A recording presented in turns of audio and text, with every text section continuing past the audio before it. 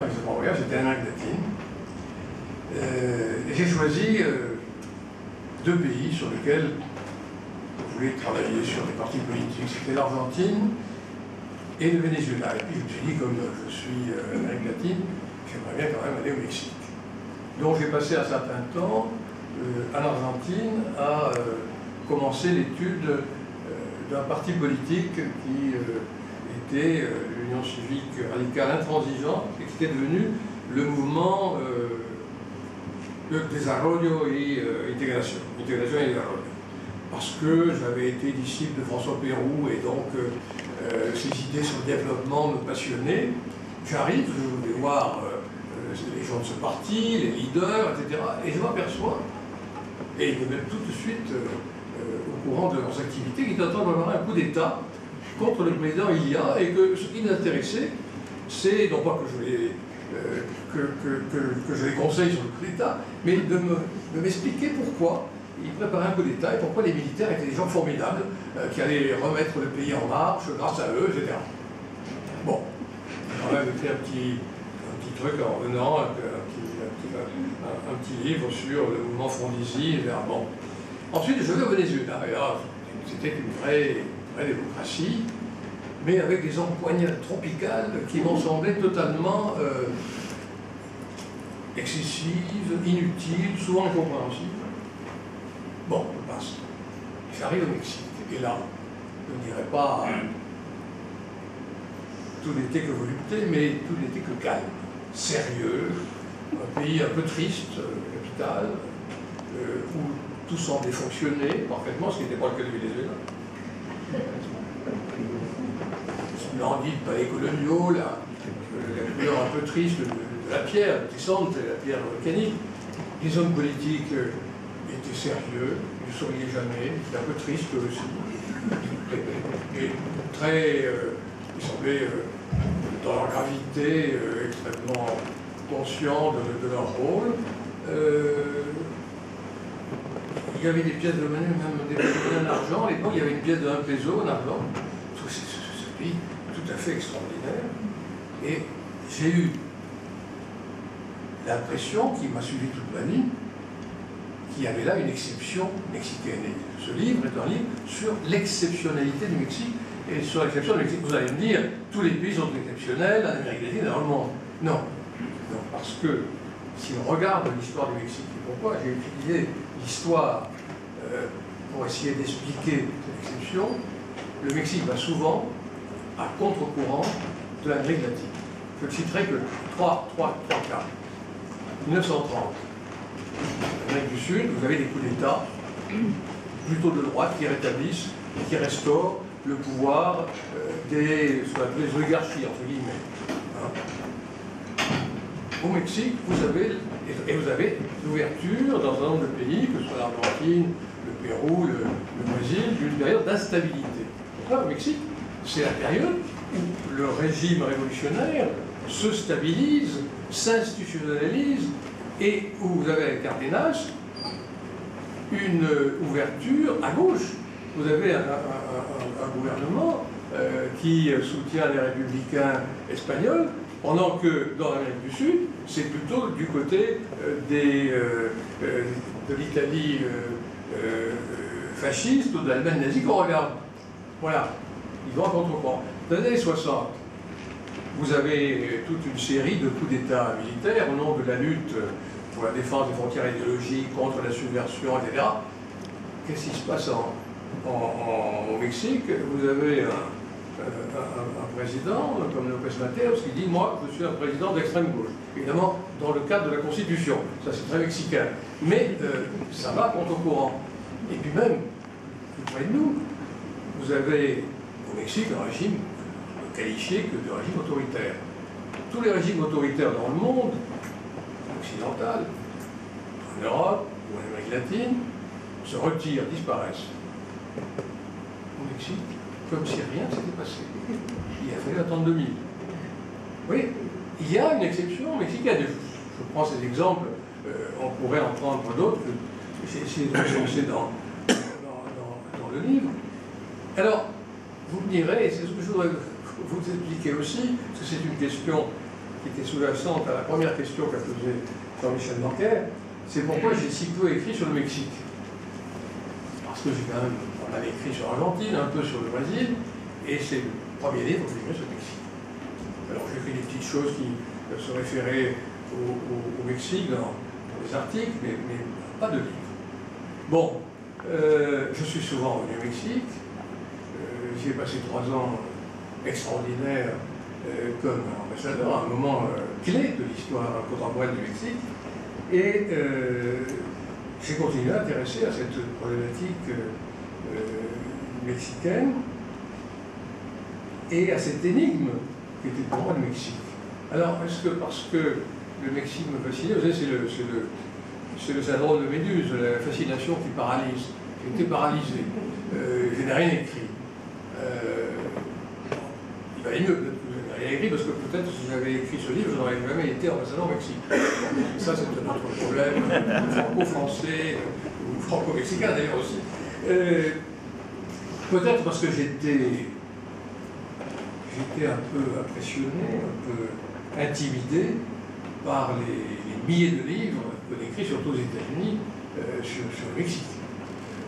Une bibliothèque entière sur le Mexique, parce que quiconque fait un PhD dans une université américaine, il n'a pas trop d'argent pour aller très loin, on lui dit bah, tu vas au Mexique et tu fais ton PhD sur un sujet mexicain. Alors évidemment, ça fait des grandes bibliothèques et énormément de travaux qui sont d'ailleurs, certains sont d'ailleurs tout à fait remarquables. Peut-être le Mexique, me semble-t-il, impénétrable. Et peut-être enfin, j'attendais que le cycle du prix, vous voyez naïvement, se termine par l'alternance. Et donc, à partir de 2000, je me dis, là, il faut quand même écrire sur le Mexique, et finalement, je m'y suis mis. Alors, comme l'a bien souligné Michel Blanquer, je parle pour ceux qui ne me connaîtraient pas, ce n'est pas parce qu'il y a écrit à telle couverture que j'étais ambassadeur au Mexique que ce livre est un livre de souvenirs d'ambassadeur. Parfois, j'ai envie dans mes livres de faire disparaître cette mention, parce que quand on voit le livre qui a écrit des ambassadeurs, on dit oh, bon, oui, c'est encore quelqu'un qui va nous raconter comment il a rencontré les grands hommes, etc. Non, pas du tout. J'ai rencontré les grands hommes, mais enfin, j'en parle pas dans ce livre en particulier. Ce n'est pas un livre de géographie, quoique son titre laisserait penser que c'est un livre géographique, c'est un livre tout géopolitique. Ce n'est pas un livre sur les relations entre le Mexique et les États-Unis, même si, évidemment, je ne peux pas ne pas en parler et faire état de ces relations et de leur aspect diplomatique. Ce n'est pas non plus, parce que quand on parle des États-Unis et l'Amérique latine, on dit ah oui, c'est une dénonciation de l'impérialisme américain. Non, c'est pas le sujet non plus. Vous savez, je pensais en entendant tout à l'heure à ce que disait un de mes maîtres à Sciences Po. Il disait un politologue, qu'est-ce que c'est?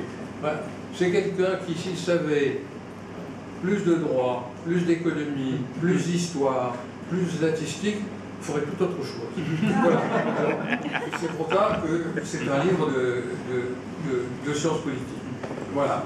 Je ne sais pas si j'ai répondu à votre question. Si, ça répond même à ma question suivante, qui était la question de la... mais sur laquelle j'insiste quand même, c'est finalement... quelle est la méthodologie de ce livre? Comment vous l'avez abordé? Et notamment,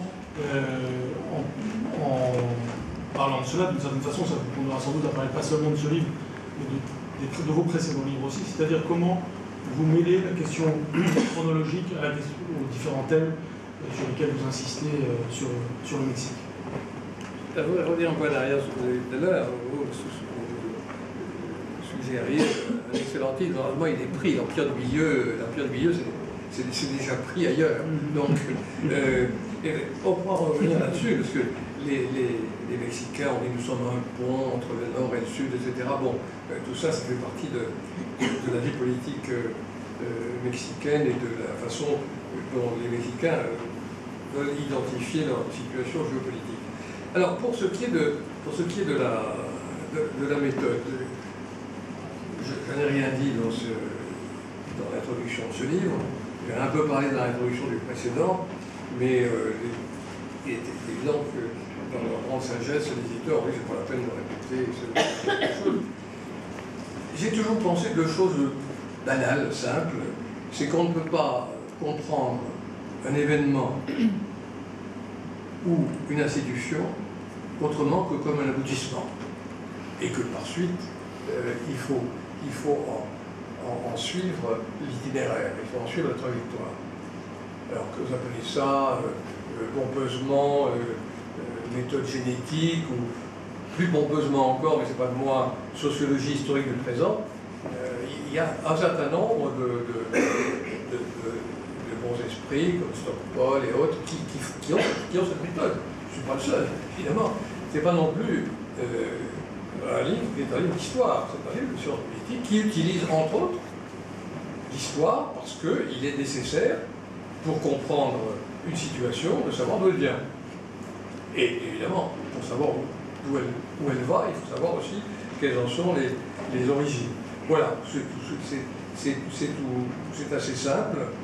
Alors, pour le Mexique, il y a une autre raison de privilégier une approche historique, qui n'est pas d'ailleurs chronologique, parce qu'il y a un retour en arrière, les chapitres sont chronologiques, mais surtout thématiques.